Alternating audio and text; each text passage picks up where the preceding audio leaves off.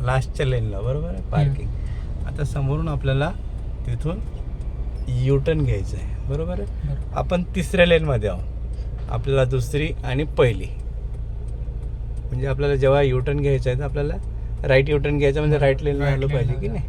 मग पहिले आपण काय केलं, इंडिकेटर दिलं आहे राईटचं, बरोबर आहे. मिररमध्ये बघ पहिले, ओके.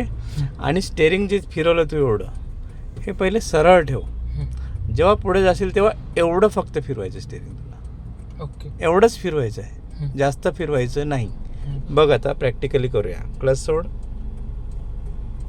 आणि एवढं स्टेअरिंग धरून ठेव, बरोबर तुझी गाडी राईटला येईल आणि मागच्या गाड्याला तुझा अंदाज येईल. तू जर जास्त स्टेअरिंग फिरवलं तर गाडी लगेच लेन चेंज करेल, मागच्या गाडीला त्रास होईल. एवढंच स्टेअरिंग धरून ठेव फक्त, बस. बरोबर आहे. हळूहळू चालली राईटच्या लेनमध्ये गाडी तुझी.